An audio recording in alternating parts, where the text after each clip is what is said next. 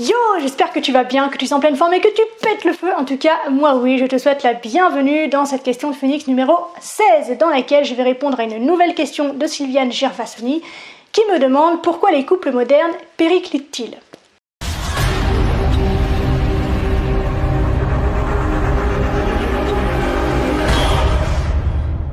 Alors non, pour être tout à fait honnête, c'est pas la question exacte qu'elle m'a posée, mais j'adore le verbe péricliter, je ne l'utilise jamais et je me suis dit tiens, c'est l'occasion. Mais par respect pour Sylviane, je vais reprendre sa question pour que tu puisses t'identifier à ce qu'elle se demandait et que l'on puisse tous ensemble lui répondre. Sylviane me dit donc, que penses-tu de cette phrase, 2 points? Lorsqu'on demande à un couple comment ils ont fait pour rester ensemble 65 ans, la femme répond, c'est très intéressant que tu mentionnes la femme, mais c'est un autre sujet. Nous sommes nés à une époque où lorsque l'on casse quelque chose, on le répare au lieu de le jeter.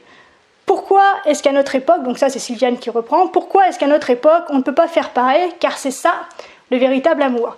Alors Sylviane, je te remercie d'avoir posé la question, je pense que c'est une question qui est très intéressante, je pense que c'est une question qui mériterait un peu plus de temps de réflexion que 30 secondes avant d'appuyer sur Record, mais je vais tâcher de faire une réponse qui, je l'espère, sera satisfaisante.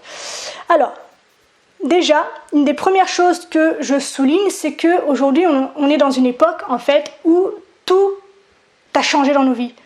Trop vite, trop bien, trop profondément. En fait, la vie que l'on vivait il y a 65 ans n'a absolument rien à voir avec la vie que l'on vit aujourd'hui.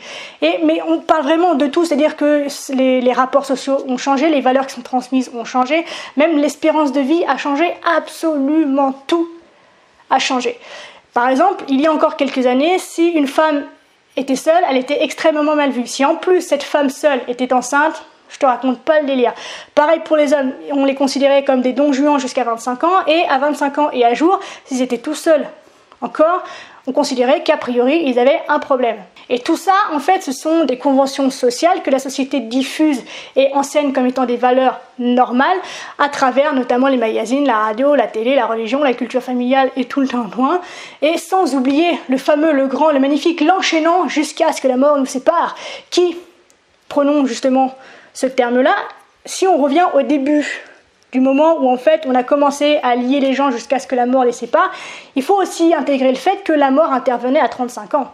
Donc en termes d'engagement, c'était pas trop prenant en fait. Alors que aujourd'hui, jusqu'à ce que la mort nous sépare, ça peut être 40, 50, 60, 70 ans ensemble. Donc du coup, forcément, en termes de temps passé avec une seule et même personne, je peux comprendre que ça puisse effrayer certains d'entre nous, d'autant qu'on est dans une société où tout bouge, tout va très très vite, et on est dans une société de consommation où quand quelque chose effectivement ne va pas, on va pas chercher plus loin. Alors pourquoi ? Je vais évoquer une fois de plus, de manière totalement originale, les réseaux sociaux, l'inflation d'Internet, de l'information et de la consommation à tire-larigot. En fait, on est dans une génération qui a l'embarras du choix et qui vit dans l'illusion de la perfection. Comme les générations d'avant, d'ailleurs, dans le cadre de la perfection, parce que je pense aussi qu'il y a de nombreux couples qui effectivement sont restés 65 ans et qui en fait étaient profondément malheureux.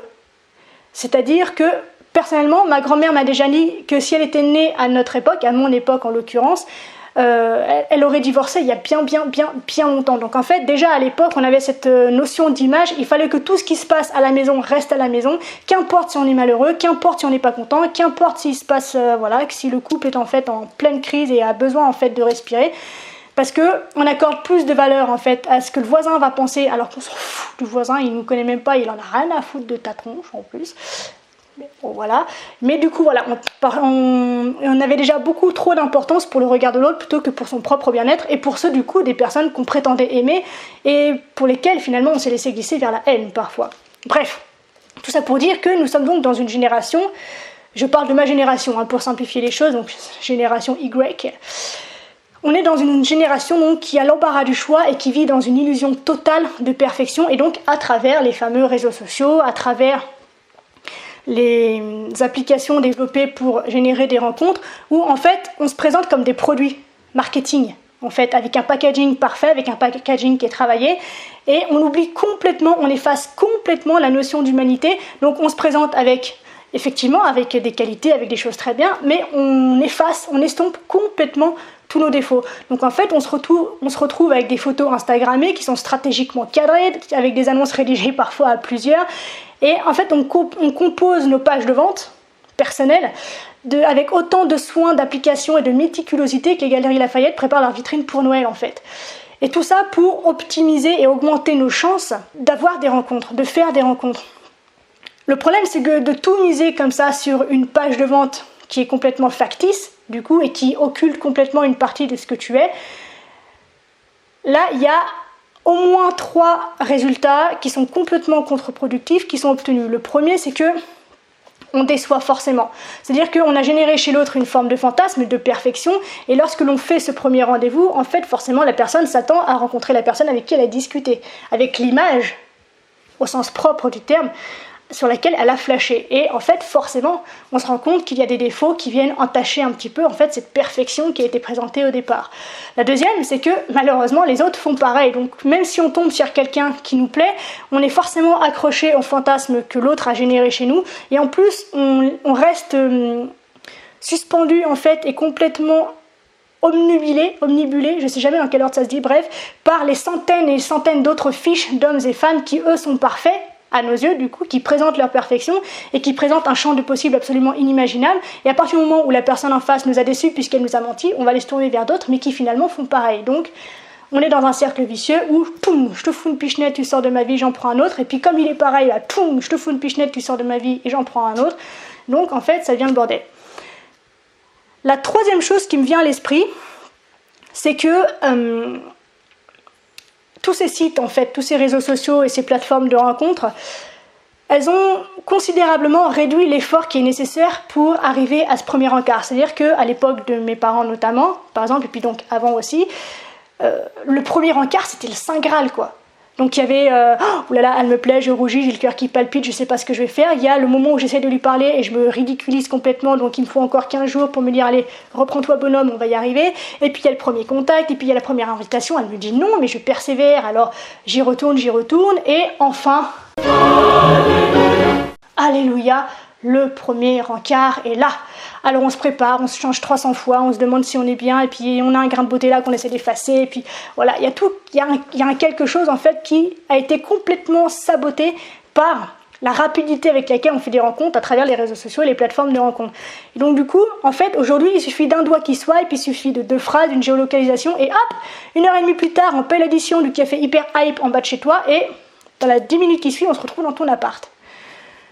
Et donc du coup, dans ce nouveau schéma-là, on occulte cette course à l'autre et je trouve que du coup, on oublie que, pour moi en tout cas, il existe un lien réel entre la valeur que l'on accorde à une personne et l'énergie que l'on déploie pour la conquérir.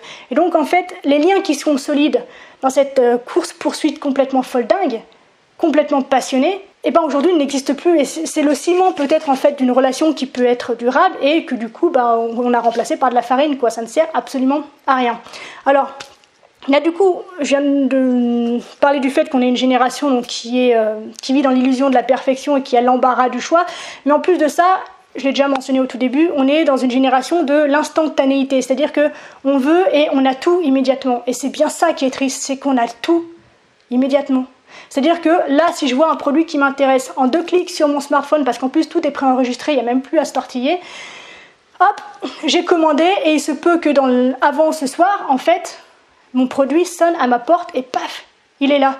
Il n'y a plus l'attente, il n'y a plus la passion, il n'y a plus le désir, il n'y a plus, comme je viens de te l'évoquer en fait pour conquérir le cœur d'une personne, on n'a plus cette notion d'attente et de plaisir qui grimpe dans l'attente. Donc là, on en revient purement à la phrase en fait mise en avant par Sylviane, c'est que quand quelque chose est cassé, on remplace dans la seconde qui suit. Et en fait, dans nos relations en fait notamment amoureuses, du coup, on est exactement dans le même état d'esprit, c'est-à-dire que on ne veut pas attendre, on veut tout de suite. On ne veut pas non plus rencontrer quelqu'un qui essaie de nous comprendre ou qui nous relève dans les moments de détresse. On veut juste rencontrer quelqu'un qui voit que notre perfection, qui voit que notre côté fêtard, juste pour aller au cinéma ou pour aller en boîte par exemple. En fait, aujourd'hui, j'ai le sentiment que on a eu envie de sortir du cadre en fait construit par nos parents et les générations d'avant. Et donc du coup, on a envie de rencontrer des gens qui font de notre vie une aventure. Il faut que chaque instant vécu soit palpitant, qu'on soit entraîné dans quelque chose qui nous dépasse complètement et que du coup on s'éclate et qu'on ait cette montée d'adrénaline et d'endorphine qui nous défonce, qui nous fait du bien et surtout, il ne faut pas que ça redescende. Et ce qu'on oublie en fait dans cet état d'esprit-là, c'est que si effectivement changer de partenaire toutes les 10 minutes, ça peut ressembler à une aventure, le fait de construire une relation durable, c'en est une aussi. Parce que apprendre à se connaître soi déjà, apprendre à connaître l'autre, apprendre à se connaître ensemble, apprendre à se connaître séparément, apprendre à vivre ensemble, apprendre à faire des compromis, apprendre à écouter, apprendre à comprendre, apprendre à aimer, tout ça c'est une aventure aussi en soi. Mais aujourd'hui, nos perceptions ont changé, on a déplacé le viseur sur l'aventure, c'est l'instantanéité, il faut que ça change, il faut que ce soit rythmé. Et donc tout ce qui paraît long, tout ce qui est vision à long terme, en fait, c'est complètement has-been, c'est complètement fatigant, c'est complètement illusoire et ça ne peut pas tenir la route. Donc du coup, aujourd'hui, alors qu'on vient à peine de tomber amoureux, on souhaite déjà avoir une relation mature, une relation mûre, une relation complète, alors que ça, concrètement et logiquement, ça ne peut venir qu'avec le temps, de la même manière que la complicité et l'entente mutuelle ne peut venir également et se renforcer uniquement à travers le temps que l'on passe ensemble avec l'autre. Et aujourd'hui, ce qui est triste, c'est qu'on peut constater que la plupart des gens, pour rien au monde, ils n'investiraient ni leur temps ni leur patience, même pas pour l'amour. Et en plus de ça, pour rajouter un petit coup sur la tête de la technologie, je trouve que la technologie nous essouffle en fait. C'est-à-dire que dans un certain sens, mais un seul seulement, elle nous a tellement rapprochés qu'on ne peut plus respirer tranquillement. C'est-à-dire que la communication à voix haute a laissé sa place à la boîte vocale, a laissé sa place au texto, a laissé sa place à WhatsApp, à Messenger, a laissé sa place au fil d'actualité, a laissé sa place aux vidéos de chat. Et en fait, quand on se retrouve avec quelqu'un qu'on connaît, mais on se fait chier parce qu'on sait déjà tout. On a déjà tout dit. Donc forcément, dans ce désir d'avoir toujours plus, toujours mieux et encore et encore et encore, on jette la personne que l'on connaît déjà au profit d'une personne qu'on ne connaît pas encore et dont on a des choses à découvrir. Superficiellement d'accord, puisqu'on ne cherche pas à approfondir les choses. On est compliqué quand même. Donc voilà, et je vais finir, en fait, je vais essayer de donner une note positive à tout ça, c'est-à-dire que le but de cette vidéo, c'est pas de pousser dans un sens ou dans l'autre. C'est évident que si tu es dans une relation dans laquelle qui n'est plus satisfaisante pour toi, quelle que soit la raison, si tu en as discuté avec la personne qui partage ta vie et que vous êtes d'accord pour vous dire que vous n'avez plus rien à vivre ensemble, que vous avez vécu ensemble ce que vous aviez à vivre ensemble, plutôt que de glisser vers la haine, vers quelque chose de violent parce qu'on veut absolument s'accrocher, parce que la société dit qu'il faut que l'on reste longtemps ensemble, non, ça c'est pas la peine. Donc, ne te formate pas en fait aux conventions sociales, fais les choses comme tu le sens. D'un autre côté, si tu aimes la personne avec qui tu partages ta vie aujourd'hui, n'aie pas peur de t'investir. Si le grand amour, ça te fait rêver, si tu aimes la personne avec qui tu es aujourd'hui de manière profonde, de manière sincère, de manière authentique, de manière inconditionnelle, n'aie pas peur de t'investir. Fais-en part à la personne pour qui tu ressens tout ça, cette personne qui te fait tourner la tête, et faites le choix ensemble de mettre votre union au premier plan, de faire de votre union, de faire de votre évolution ensemble une priorité. Parce qu'une relation saine, épanouissante et équilibrée mérite, comme toute autre chose présente dans ta vie, de passer en premier. Et pour rassurer tout le monde, j'ai envie de répondre à une question là qui me vient en tête, c'est quel résultat en fait? Qu'est-ce qu'on obtient finalement de sympa dans le fait de faire fonctionner? Ça c'est marrant aussi comme formulation, bref, pour faire fonctionner un couple, quel résultat véritablement on obtient? Et le résultat déjà que tu obtiens, que je trouve est fascinant et putain que ça fait du bien, c'est le droit d'être toi-même. Tu souffles enfin, tu as le droit de déposer tous tes masques sociaux, toute cette fausse perfection qui est lourde et fatigante à porter en fait au quotidien. Tu as le droit d'être toi quand tu es en couple avec quelqu'un qui t'aime pour qui tu es véritablement, qui t'aime pour tes qualités certes, mais qui t'aime aussi pour tes défauts. Et comme le dit un certain site de rencontre, si tu n'aimes pas tes imperfections, d'autres peuvent les aimer pour toi. Et simplement le fait d'être toi, il n'y a qu'en couple avec des personnes qui t'aiment véritablement, avec des personnes avec qui tu te sens bien, que tu peux te le permettre. Donc ne serait-ce que pour soi, réfléchis un instant sur l'importance pour toi ou non de pouvoir t'offrir en fait cet espace-là pour respirer. Donc voilà Sylviane, ma réponse à ta question, j'espère que c'est satisfaisant pour toi. N'hésite pas qui que tu sois à enrichir tout ça via les commentaires, n'hésite pas non plus à liker, t'abonner, partager, faire ce que tu as envie afin que d'autres puissent avoir accès à ce message. On se retrouve demain pour la question de Phoenix numéro 17.